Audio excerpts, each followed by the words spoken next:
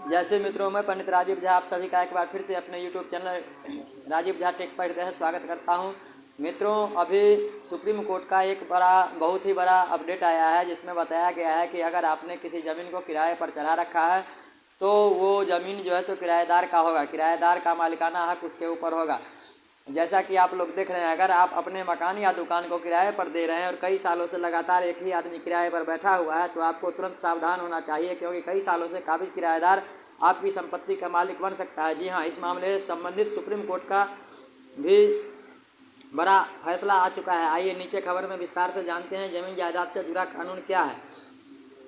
My job alarm video. अनेक लोग property में निवेश करते हैं और ज़्यादातर लोग मकान दुकान आदि खरीदकर अस्थायी आमदनी के लिए अपनी संपत्ति को किराए पर दे देते हैं, मगर कुछ लोग एक बार किराए पर देने के बाद अपनी संपत्ति की सुध कभी लेते नहीं हैं, केवल किराए तक ही सीमित रह जाते हैं। वहीं कुछ लोग विदेश भी चले जाते हैं। लेकिन संपत्ति के मालिक को किराए पर देने से पहले कुछ बातों का ध्यान रखना बहुत ज़रूरी है, अन्यथा लापरवाही करने पर आपकी संपत्ति आपके हाथ से छिन सकती है और आपको बहुत बड़ा नुकसान हो सकता है।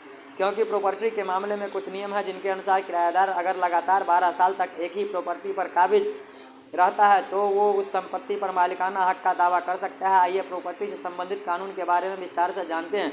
किराएदार को ये शर्त करनी होगी। पूरी जानकारी के अनुसार ब्रिटिश सरकार के दौरान प्रतिकूल कब्जा नाम से एक कानून बनाया गया था। इसको इंग्लिश में एडवर्स पोजीशन कहा जाता है। इस कानून के अनुसार कोई भी आदमी यदि एक संपत्ति पर लगातार 12 साल तक किराएदार के तौर पर रहने के बाद उस प्रॉपर्टी पर कब्जे का दावा कर सकता है, लेकिन दावा प्रक्रिया से पहले कुछ शर्तों को ही पूरा करना होगा, जैसे कि 12 साल के अंतराल में प्रॉपर्टी मालिक प्रॉपर्टी ओनर ने किराएदार के साथ कब्जे को लेकर कोई रोक टोक यदि न की हो। इसका मतलब है कि किराएदार बिना कोई ब्रेक लिए उस प्रॉपर्टी पर लगातार काबिज रहा हो। इसके लिए सबूत के तौर पर किराएदार प्रॉपर्टी डीड, पानी के बिल और बिजली के बिल आदि पेश कर सकते हैं। सुप्रीम कोर्ट सुना चुका है एक सबसे बड़ा ऐतिहासिक फैसला। बता दें कि प्रॉपर्टी पर कब्जे के एक मामले में सुप्रीम कोर्ट भी अपना फैसला सुना चुका है।